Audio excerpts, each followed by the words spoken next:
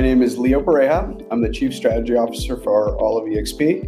And what I do depends on the day. There are days where I part of growth, ops, tech. This week feels like legal and PR. But in general, my background's pretty all-encompassing. So I'll give you my 60-second background. I got licensed at 19 years old. I went on to sell 4,000 homes across my 15-year career. I was the #1 Keller Williams agent in the world. I love systems and processes and scale. In 2012, I started a private debt fund and scaled one of the largest hard money lending companies in the East Coast. While I was building that, I wanted data and stumbled across how disparate and hard it is to get. I ended up founding another company called Remine. I then went on to scale a bunch of businesses and sell them. Moved to South Florida when Glenn Sanford cold called me and asked me to be his CTO. I said, no, thank you. He called me back and said, I still want you on our leadership team. And I joined as the president of our affiliated companies. And a couple of months later, he gave me this title. So I do what is necessary on any given day.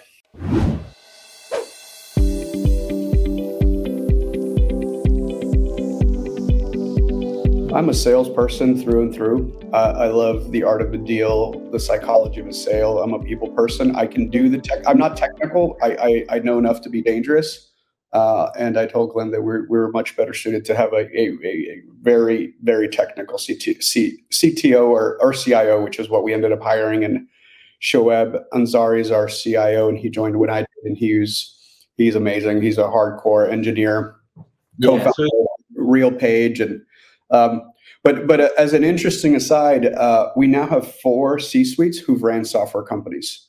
And I find that interesting because we are the only real estate company that doesn't pretend to be a tech company. But, myself, Brian Ellington ran tech at KW.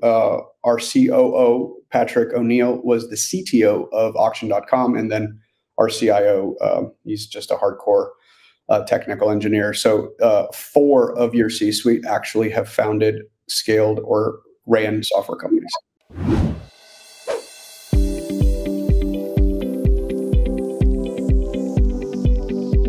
The chief leadership. So anyone with a chief in their title would be the C-suite.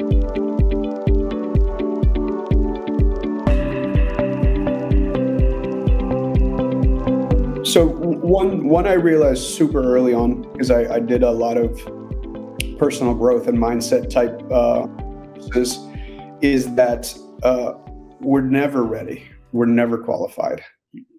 And I think that little voice inside of your head holds you back from trying. I would say when I was 19 years old, I wasn't qualified to sell anybody a home. Right. It was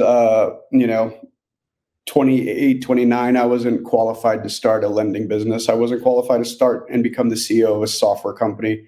I raised $48 million in venture and private equity from some of the smartest people in this country. And every time I walked into that room, I had that imposter syndrome of, at that moment, I'm just a realtor, right? I'm not a tech founder. I didn't go to Stanford. Today I'm prepping for earnings calls, and that little voice inside your head never goes away, right? Because who am I to be a named officer of a publicly traded company? But I would just tell you that it's for any of the parents who are watching this, right? When they hand you the baby and you go home, you're like, so who's gonna take this thing? There's no manual here. I think that's I realized at 18 years old after taking some personal growth training. And I think that's been the superpower I've had, where it's like, okay, so what? What's the worst thing that can happen, right? I'm going to be told no.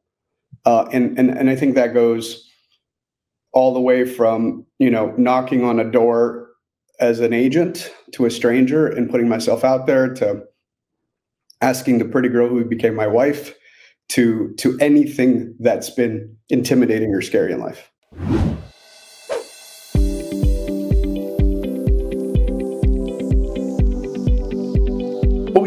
Well, first of all, I think you're always a little nervous and scared, and that's like the fight or flight part of our reptilian brain. So don't be scared of that feeling, because I think that feeling is where growth comes from.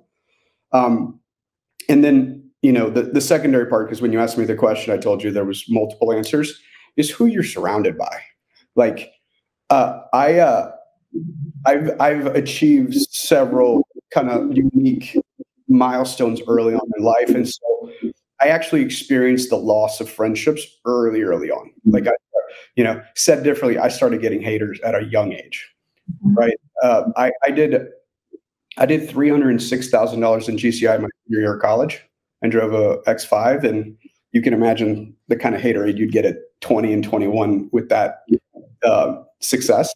And so I had to level up and find like-minded people way outside of my geography and my friend group in my early 20s. So the crazy and interesting thing is, I met Curtis Johnson when I was like 22, and he was, in his prime, and he's still killing it. But I'd call him like the mad professor, because he just was doing things that most agents didn't do or think about. And a lot of folks that are in this company I looked up to coming up. And I think that has been also my secret, into growing quickly. Like Tyler Smith, I don't know if that name's familiar to you guys. He's the founder of SkySlope. He was in my 30 under 30 class. And when he founded SkySlope, he was the one who was like, hey, you know a lot about real estate. You need to get some engineers to turn it into software. And I was like, I don't know anything about software. I'm not qualified. Back to our stories. He's like, yeah, if you put your brain into software, people would use it. And that became Remine, right? So it's the fact that I've always hung around. My goal is to never be the smartest person in the room. I want to be around people that I want to learn from and grow from. And that's this is my first job ever at 40 when I joined eXp.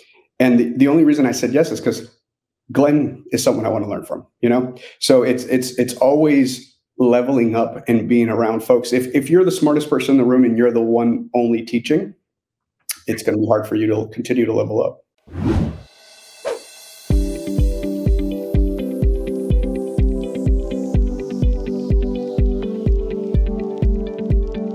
Yeah, so I'll say what I've been saying prior to yesterday, and I can read you my official statement if you want at some point. But the description. Don't worry about it. Look, and this is not lip service. And this is what you'll hear me say on earnings calls and anytime I have a microphone going forward. Is look, we have an asset-light model that is special. It is agile and it can pivot. I think out of all the companies in the space, we're perfectly positioned to come out the other end stronger. And we've been studying this. We've been reading every single thing that's happened so far. And as jurisdictions make new rules, we will pivot faster than anybody else. And I think we're going to come out of the other side stronger. That's my response, especially after what happened yesterday. But even last week, when people said, well, what would you be focused on if I were in production? I said, I'd be obsessing over listings. Right? If you read the complaints and really buyer representation that there's going to be some mild to severe changes in what we do, this is what I want you guys all to hear. And I said this to another group earlier today, and I've been on phone and 8 calls with agents all day, which were already on my calendar. So it just turned out really, really well that disproportionate amount of my calls today are with groups of agents. Is that we sell and we help facilitate a very unique asset class. And if what I mean by that is, assets are stocks, bonds, equities, in commercial real estate. It's very much a ROI driven thing. Houses store human beings. And we actually help families move, right? And it happens infrequently. Statistically, it happens 3 times in their lifetime as homeowners, 7 times total, including renters. But we move because of human condition. Nobody wakes up and goes, hey, rates are 2.85%. It's the perfect rate to move. That's not what happens.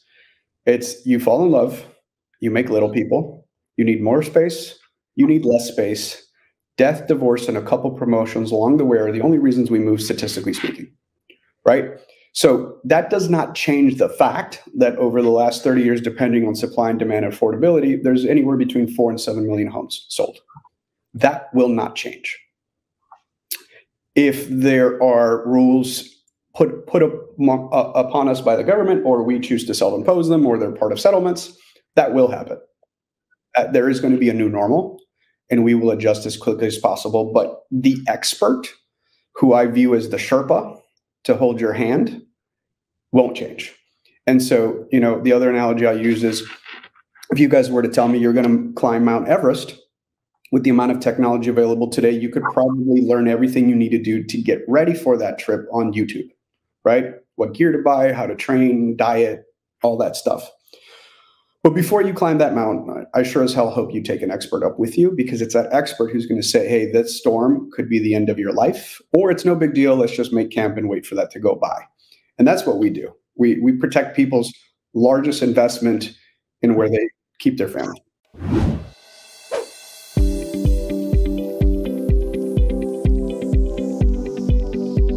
It's going to be appealed. We don't have any of the details. And so what ultimately is what happens, and for everyone who didn't know, that law firm turned around and sued us 5 minutes after the verdict, and sued everybody else. Compass, Howard Hanna, like you can look it up, Redfin. And so we don't know what we don't know, right? And again, if any of you are familiar with class action lawsuits or multiple, it could be years before it's final. So just so you know, they filed this lawsuit in like 2021, right? And we just now got to it. And then the appeal could get a whole new jury and a whole new process. And there'll be it's going to be a long time. I'm assuming that there will be behavioral changes and shift changes as an industry that we'll all be learning simultaneously. So more than ever, please read your emails from the company.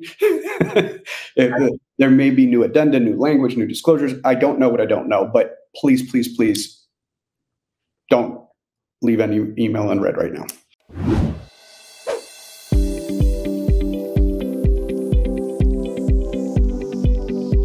I was trying to explain this to my daughter, who's 8, yesterday, because we were trick-or-treating and she fell in some mud, and she was so upset because some kids laughed at her and it was like the end of the world. And I was trying to explain to her, as you get older and you experience more things, you get less rattled. So I would say that in this role, nothing comes to mind, but if I had not experienced certain things in my other, life experiences, it would have completely rattled me. So I think your come up and your experience when you look back on your journey is almost sequential, even though it feels not that way. But on a day-to-day basis, my hardest decision-making process is what to spend my time on that adds the most impact to everybody, right? So I could spend 80 hours a week just on tech, just on processes and streamlining systems and operations, on finding you guys more leads, on negotiating, contracts with hedge funds.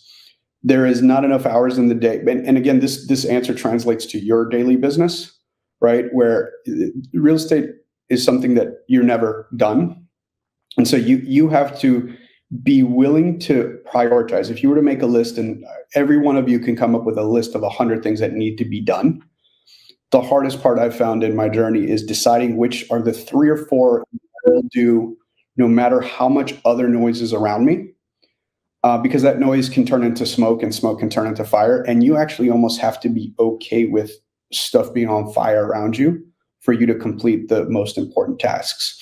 And then that translates to what I do for you guys every day. Like, there's going to be stuff that will probably take a backseat to legal and strategy right now that was probably not as much of a priority 48 hours ago.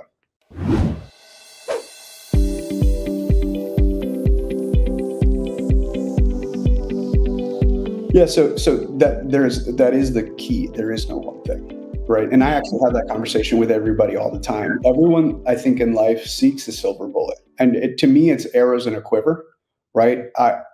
If I had to find what I do for you guys every single day is to make being at eXp better than not being at eXp, and so I think of that as, and I think all of us as service providers forget to put yourselves in the eye of the consumer all the time. That's my North Star.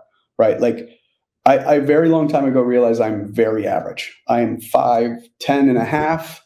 I'm 175 pounds. Like I'm one of 80 million in a lot of categories. And when you remember that, as you approach opportunities and see things, I think it gives you the ability to kind of make decisions much faster.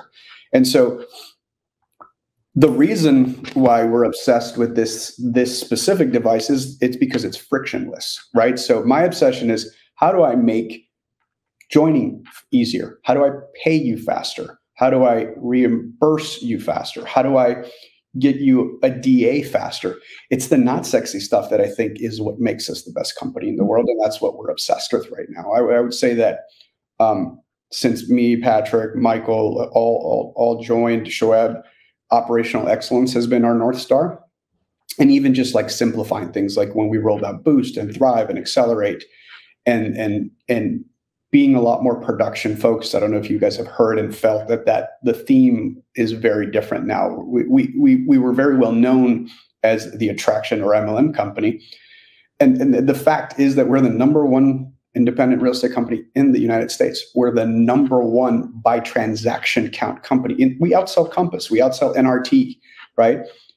And that's not what we're known for. And that's what I'm sure as hell going to make sure we're. Look, the reality is we're a back end platform for entrepreneurs to build the biggest and most beautiful dream you can think of. My job is to make it seamless as possible. My job is to make sure you never leave, because it'd be silly for you to leave.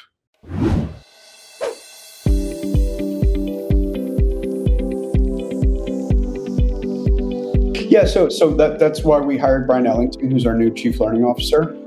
He is a rock star. He came from he was Keller Williams Chief Learning Officer. He was Really G's Chief Learning Officer. He was Century 21's Chief Operating Officer. So a lot of deep experience. And so training and coaching is going to become a huge focus of this company.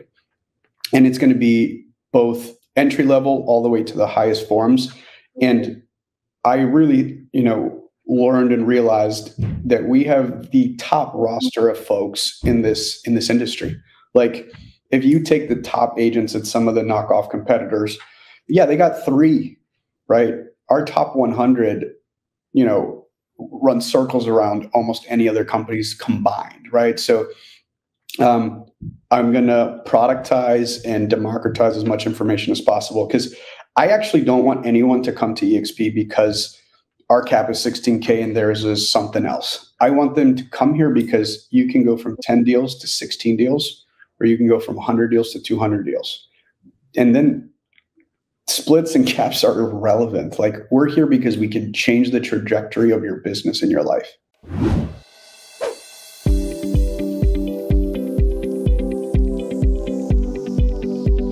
If you're doing expansion or you're doing multi-county, multi-state, like, we are an order of magnitude better than the franchise companies, right? Because I was at the Red Company and I was in 7 markets and I had to pay 17, different caps. It was ridiculous, right? Because I crossed some fictional line that they made up on their map. Like, I'm licensed in 1 state. What do you mean I can't go 3 counties over, right? Because I needed that address for REOs back in the day. And so I had to pay another cap. It was...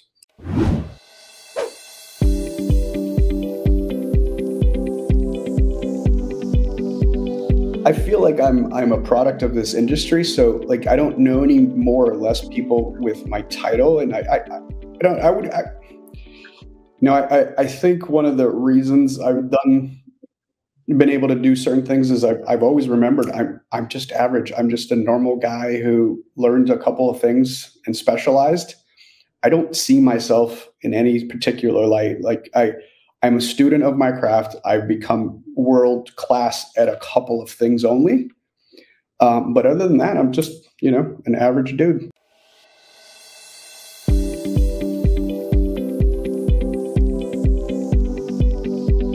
Delegating. I constantly need to get better at it.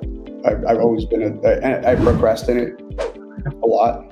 And I make up stories as to why, and they make sense in my head, but it's still bullshit. I can get better at it.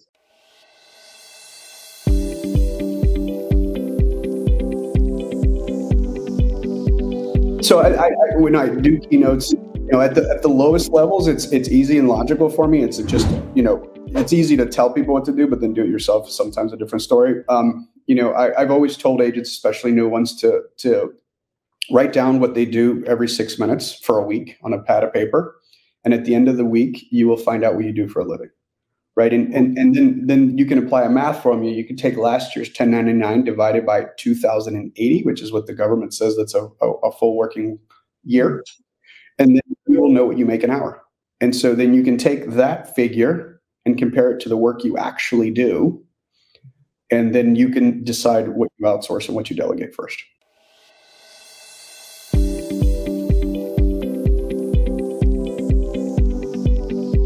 Just because you're good at something doesn't mean you should do it anymore if your time can net higher rates of return, right? Like there's an argument that the one-to-one interactions I have with agents is not scalable and probably something I should delegate, but I don't think that. I think spending as much time as I do with agents and joining you guys on calls like this is an exponential return, because if I pour into you, you can pour into others.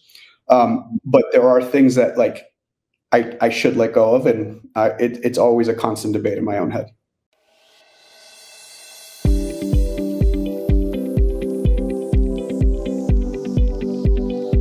Again, I don't sell, so I live in like our corporate ecosystem. So I mean, my Mac ecosystem, I'm a complete fanboy, just because everything's seamless between all of them. My browsers are all connected. But I mean, I literally operate on just the Google Suite and a couple other things. Gotcha. Yeah, I would focus less on technology. Like I read a good book once upon a time called "Getting Things Done" by David Allen, and it kind of changed. It really helped my brain the way. People ask me all the time what the best CRM or this. I care less about the actual tool. I just care more that you will use a process.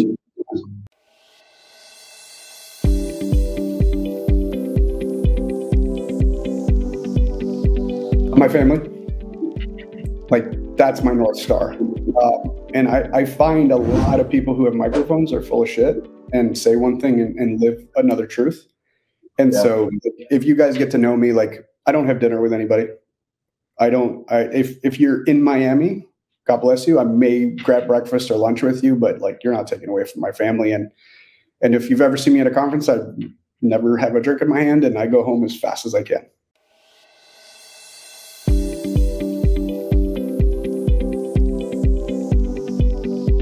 Yeah, so like I'm super excited about Revenos and eXp Solutions and eXp Exclusives. So Revenos is our corporate generated business, and think of that in multiple buckets. Any buyer or seller that's ready, willing, and able to transact. And so what we've done is we've gone and aggregated a lot of the sources, given them a single point of contact.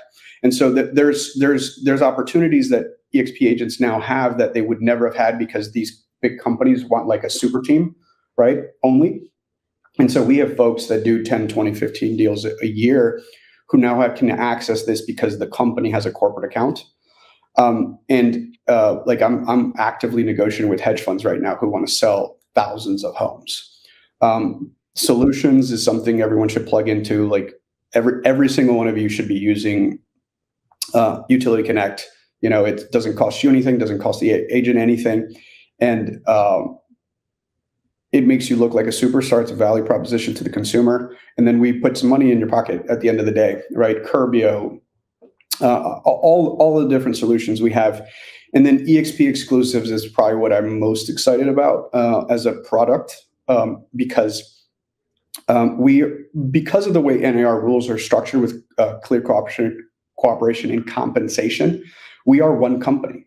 And if you take an exclusive listing, you can market that intra-office, which by definition at most franchises is, 30, 40 people. We're an entire state, right? So I think that's going to become huge, huge, huge for us.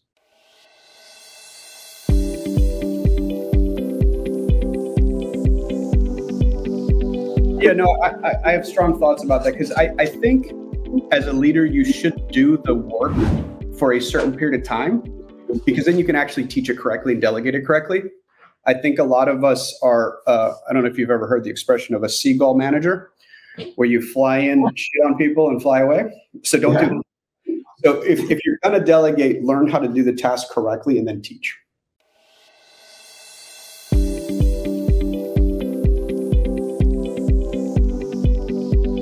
Oh yeah.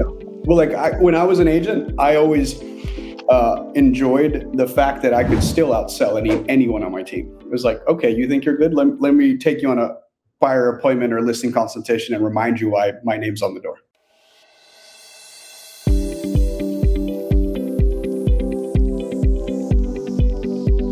Total domination. I can't be more excited for the future, even in light of yesterday. So one of the things about life and in my personal journey, and I think in everybody else, and Glenn would say the same thing, is luck and timing. I think most entrepreneurs that don't give credit to the universe for most of it are full of shit too. And I'm very candid because you were having a fun conversation. Right place and right time have probably dictated more of my success than anything else. Like, look, hard work is all of it, and you can teach yourself anything, you can learn anything you want, but a good chunk of it is right place, right time. Like, I was old enough and experienced enough to get REO contracts. I was financially stable enough to buy a lot of real estate during the last crisis, but a lot of that is not in your control, right? Warren Buffett talks about the lottery womb and who you were born to and what country. We have a lot of copycats trying to be us right now. They are not.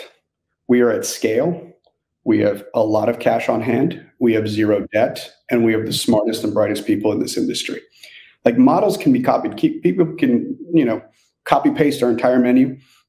But what we have that no one else has is this unique collection of human beings, both as agents and teams and staff and leadership. It takes X amount of dollars to build Amazon. But to replace Amazon, you'd have to spend 100 times that. And Jet.com tried, Walmart's tried, and good luck. We're going to take everyone's lunch.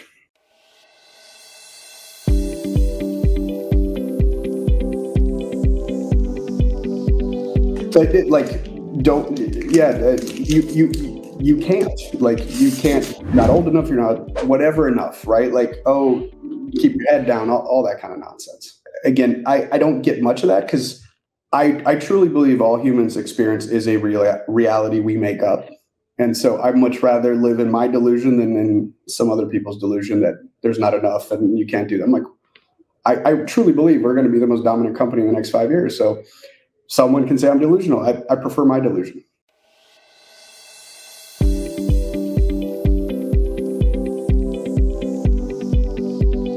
I mean, I ruptured both my Achilles tendons in the last 3 years. I was pretty mentally challenging because you're like, oh, wow, I can't walk for 6 months, right? So, again, I think in all of life, there's seasons, right? Like, again, my daughter freaking out about getting mud on her costume and wanting to go home versus, like, as a parent, it's like, as long as they're healthy, I kind of don't give a shit about anything else. As long as they're healthy, like, I can wait tables and feed my family. Like, nothing literally scares me as long as they're okay.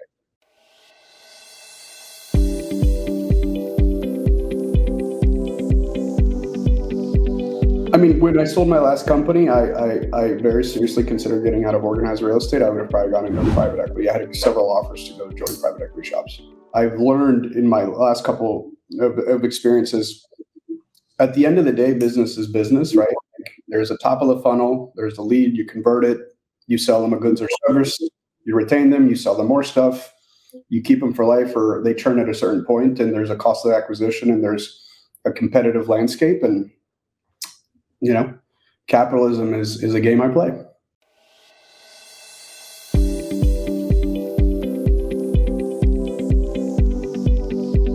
Obsessing over listings that you can control. Right. I would say, like non-success fee included listings, like the ones you get from Rocket or anything else. Like, it's crazy. It sounds like I think that old school sphere of influence, non-referral based business, referral meaning you owe a referral fee, a success fee, is very important in the coming years. And again, I can't say it enough. Ever since I got in the business, there was all the cute, you got a list to last, and for me, it's always just logic. NARs back then would tell me it would take an average of 80 hours to do a buyer side, and then it was like 30 hours for a listing side. So early on in my career, I said, well, I'm going to go do more of that, right? So in my peak, when I was selling 500-600 homes a year, I was about 90% listing sided and almost no buyers. And I'm not saying it's good or bad. I just know how my brain was wired, and I didn't want to do more work for less money.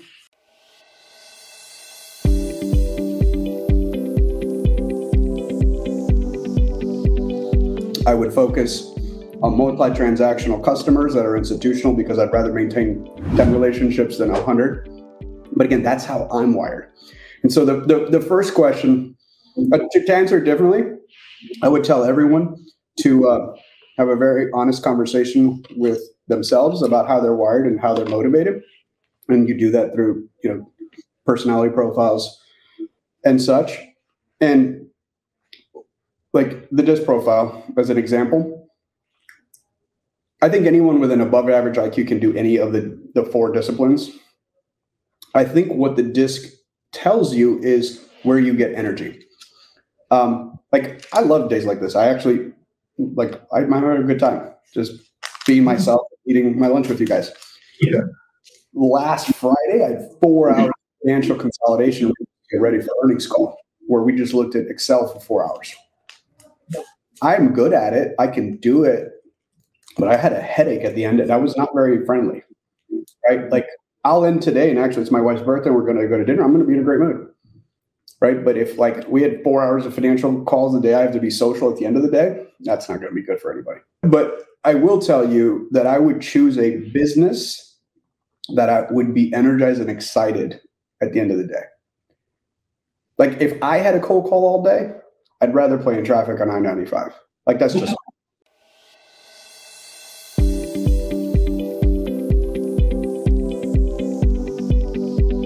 I just launched a partnership with a company called Home River Group. It's the largest property management company in the United States. They manage north of 40,000 doors. And at a minimum, what we did was we created an opportunity to send referrals. So if you come across any landlord, you can get $750 up front. So you kind of monetize the future income stream. And if that seller sells in the next 10 years, I make sure you get that listing back with no referral fee. If you own a property management company, we can do an ICA exception where you keep that separate. The real reason why we haven't entered that space is because it affects E&O dramatically. Like most E&O claims are actually in property management. So.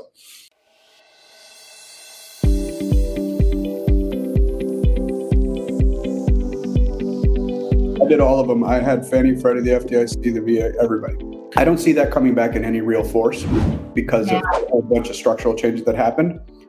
So, I mean, I think, again, back to what I answered earlier, whatever resonates best with who you are and where you're the most authentic, I think is the most, like, you guys can guess I'm very analytical and I like numbers. Like, I speak investor very fluently. And that translated to REO, that translated to hedge fund, that translated to builders and developers, because I can talk about return on investment and IRR and CapEx and loss severity and UPB and all kinds of stuff that come very naturally to me.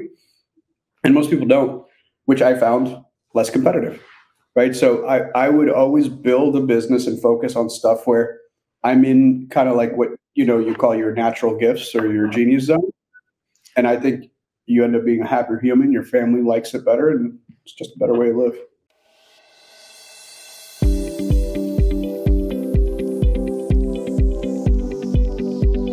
I'm actually most excited about the energy that we've shifted in the company. I think everyone is very aligned about agents and staff on what our North Star is, which is being the most agent-centric company in the world. And that is very clear to the staff as to what that means, right? That non-sexy stuff, as you put it, Ruben.